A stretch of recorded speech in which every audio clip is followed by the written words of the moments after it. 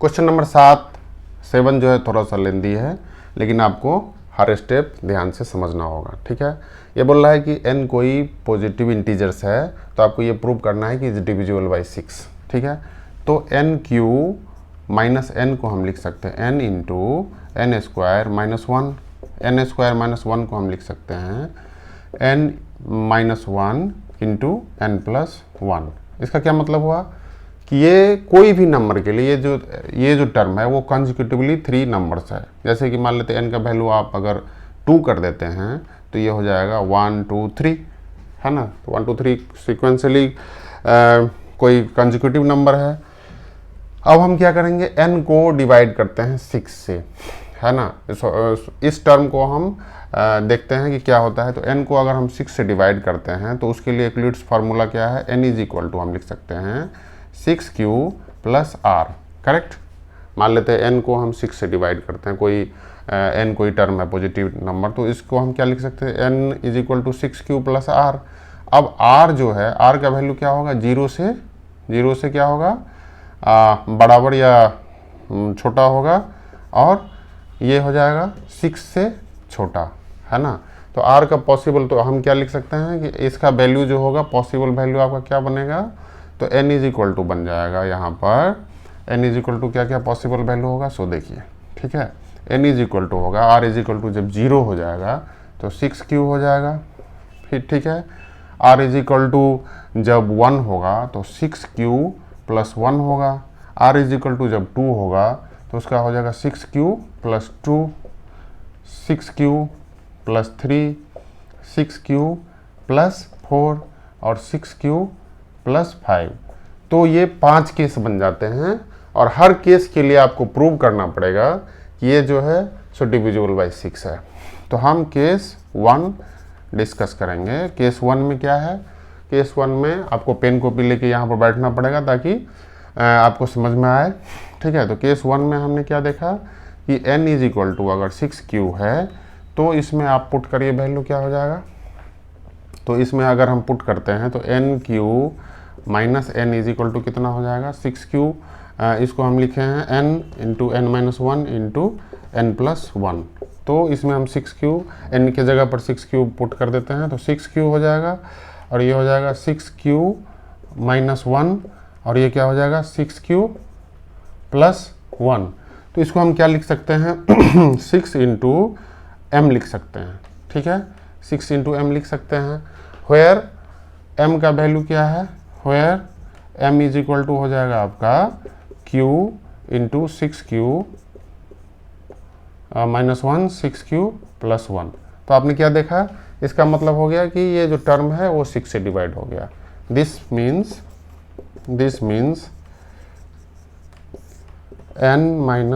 nq minus n is divisible by 6। अब हम क्या करेंगे, दूसरा टर्म लेते हैं, ठीक है। Case 2, case number 2। Case number 2 में क्या करना था हमें कि n का वैल्यू जो है सो आपको 6q plus n is equal to 6q plus 1 put करना है। 6q प्लस 1 जब आप पुट करते हैं तो क्या हो जाएगा, n का वैल्यू जब आप 6q प्लस 1 पुट करेंगे सेम इक्वेशन में तो क्या हो जाएगा, nq माइनस n को हम लिखे थे n माइनस 1, तो सेम फार्मूला यूज करके 6q प्लस 1, है ना, इंटू माइनस 1, n माइनस 1 को क्या लिखेंगे 6q, और उसके बाद नेक्स्ट है 6q प्लस 1 हो जाएगा। क्लियर। इसमें क्या है कि यही वाला सेम फार्मूला हम यूज़ करते हैं, nq माइनस n को हम लिख सकते हैं n into n minus 1 into n plus 1, ठीक है। तो आप n के जगह पर आप पुट कर दीजिए 6q प्लस 1। तो पहले टर्म में 6q प्लस 1 हो गया, दूसरे टर्म में अगर हम n माइनस 1 है तो 6q प्लस 1 माइनस 1 तो 6q हो जाएगा। थर्ड टर्म में 6q प्लस 1 है तो 6q प्लस 1 और प्लस ये हो जाएगा 2, 6q प्लस 2 हो जाएगा, 1 प्लस 1 2 हो जाएगा, ठीक है। तो इसका मतलब हो गया 6 इंटू, आप 6 इंटू लिख सकते हैं q into 6q plus 1 into 6q plus 2, इस फॉर्मेट में हम लिख सकते हैं 6 × m लिख सकते हैं, ठीक है। तो यहाँ पर अब वेयर क्लियरली है, देखेंगे where m is equal to कितना हो जाएगा, q 6q + 1 × 6q + 2। तो इसका मतलब क्या हो गया, ये जो टर्म है वो 6 से डिविजिबल है। दिस प्रूव्स क्या प्रूव करता है कि nq - n is divisible by 6। Fourth किस टर्म के लिए, जब when n is equal to 6q + 1 होगा। अब इस तरह से आपको जो है so case number 3, case number 4, case number 5 तक कंसीडर करना है, ठीक है। केस नंबर 3 में क्या करना है, n इज इक्वल टू हो जाएगा 6 + 2। 6 केस नंबर 1 में 6 था n का वैल्यू, केस नंबर 2 में 6 + 1 था, इसमें हो जाएगा 6 + 2, 6q + 2, ठीक है। तो 6q + 2 अगर होगा तो हम क्या करेंगे, इसको इसमें पुट करना है, nq - n वाले जो टर्म है इसमें n का वैल्यू 6q + 2 पुट करना है। क्या करेंगे, हम डायरेक्ट पुट कर देते हैं वैल्यू क्यूब - 6q + 2। यहाँ पर हमें एक्सपेंड करना है यूजिंग दिस फार्मूला। आप क्लास 9 में पढ़ चुके होंगे, a + b का होल क्यूब जब होता है तो क्या होता है, a³ + b³ + 3a² + 3ab², ठीक है। तो हम सेम फार्मूला से यहाँ पर पुट कर देते हैं, तो क्या हो जाएगा, 6³ का होल क्यूब प्लस 2 का होल क्यूब प्लस कितना हो जाएगा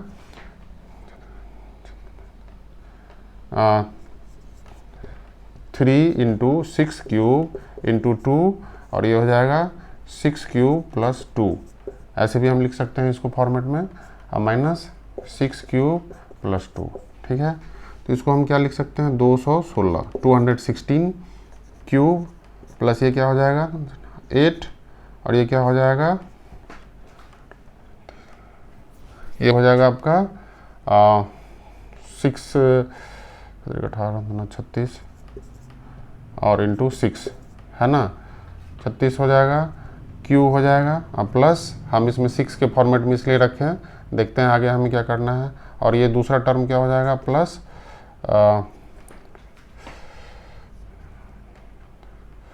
18 36 72 72 हो जाएगा, ठीक है, 72 क्यू, ठीक है, और ये हो जाएगा q²। अब इसमें क्या हो जाएगा 6q - 2। तो अब हम इसको एक्सपेंड करते हैं, देखते हैं क्या होता है। तो यहाँ पर 6³ है और यहाँ पर आपको क्या करना है, इसको देखना है। तो ये हम इसको लिख सकते हैं 6 × 36³ प्लस ये हो जाएगा 36 36q² × 6, ये दोनों का।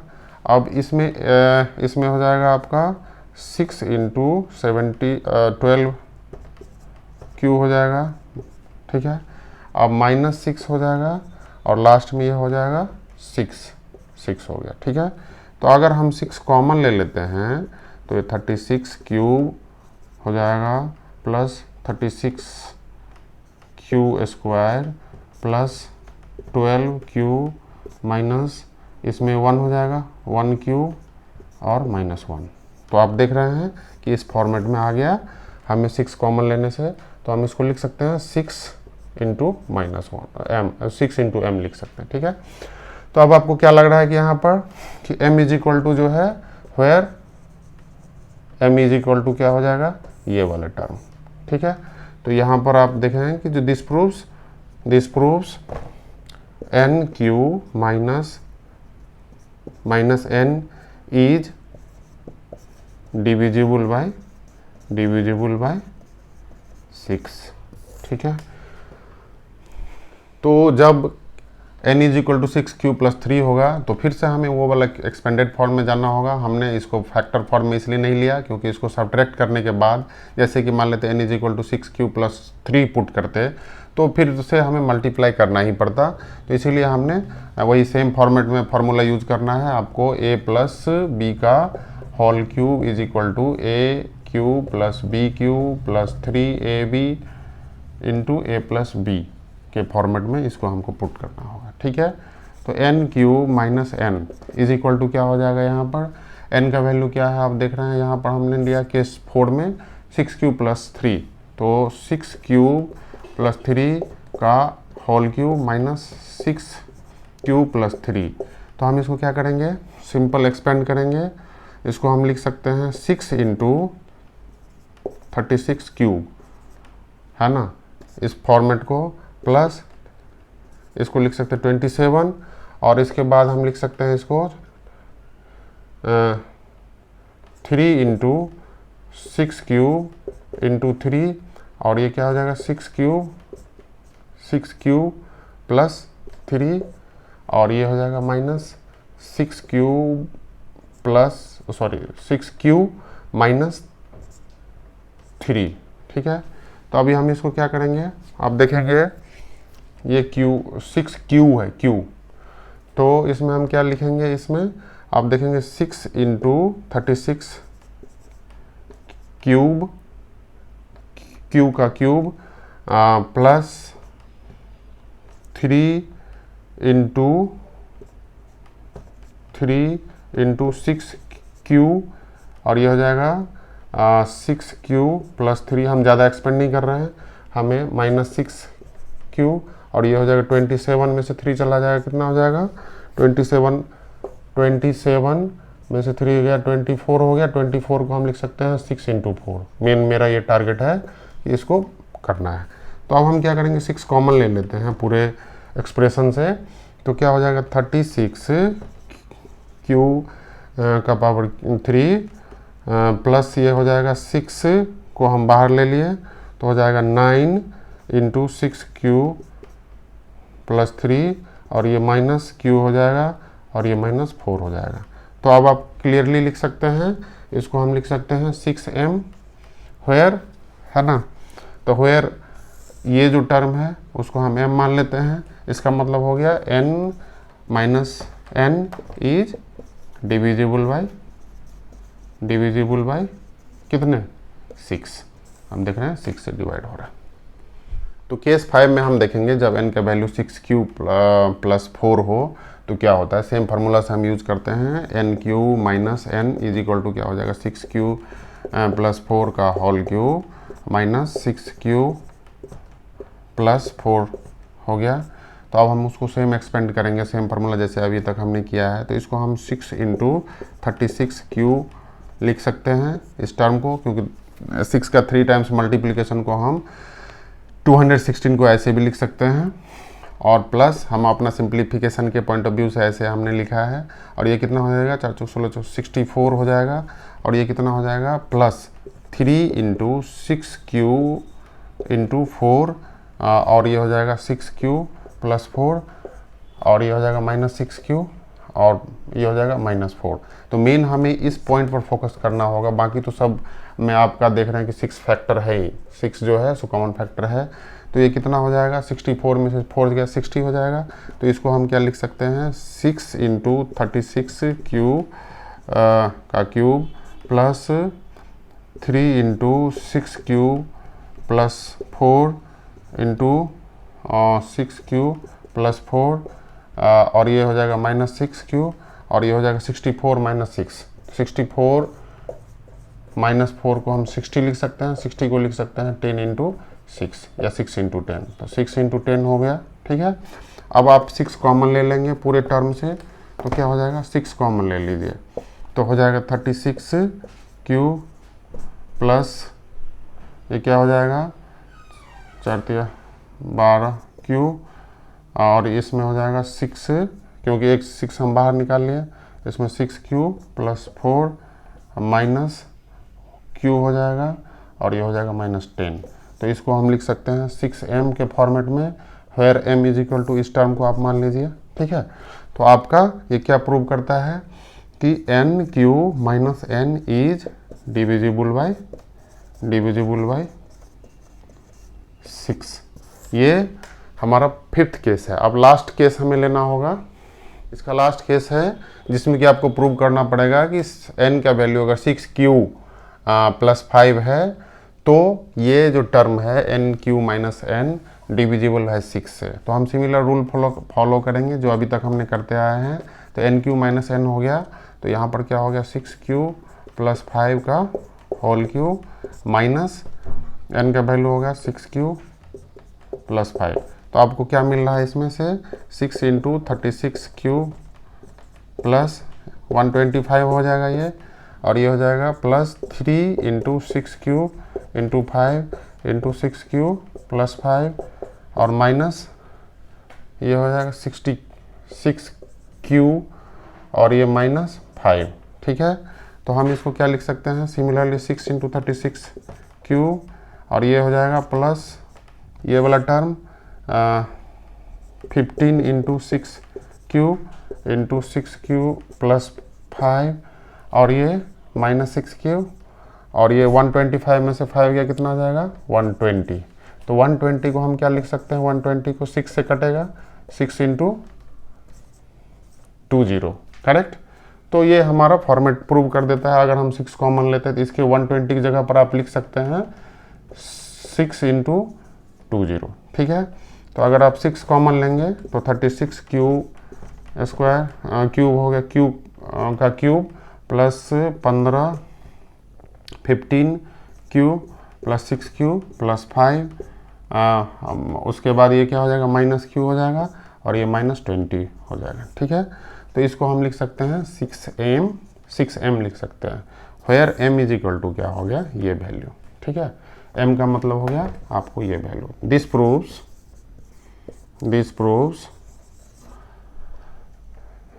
nq - n is divisible by 6 for this case and all cases। That means कि अगर n कोई पॉजिटिव इंटीजर्स होगा तो वो nq - n जो है 6 से डिविजिबल होगा। करेक्ट, ये सारे स्टेप को आपको नीटली फॉलो करना है। इसमें थोड़े से कॉम्प्लेक्स है, थोड़े टाइम टेकिंग है, लेकिन आपको गलती होने का संभावना ज़्यादा होगा जब आप n का वैल्यू इस केस में जाएंगे। तो यहाँ से लेके एक ही रूल फॉलो करना है कि आपको उसको एक्सपेंड कर देना इस फार्मूला से। ठीक है, ये दोनों केसेस के लिए तो सिंपल है, उसमें जो n ये वाले फार्मूला में पुट कर दीजिए, लेकिन ये दोनों केसेस को इस वाले फार्मूला में पुट करिए। बाकी ये तीनों केसेस को आप ये वाले फार्मूला से एक्सपेंड कर दीजिए, बाकी जो नेक्स्ट चारों केसेस है। ठीक है, तो आपको आसानी से बन जाएगा। इसमें यही क्लू है और यही पॉइंट है जो कि आपको याद रखनी है। ठीक है, थैंक यू वेरी मच।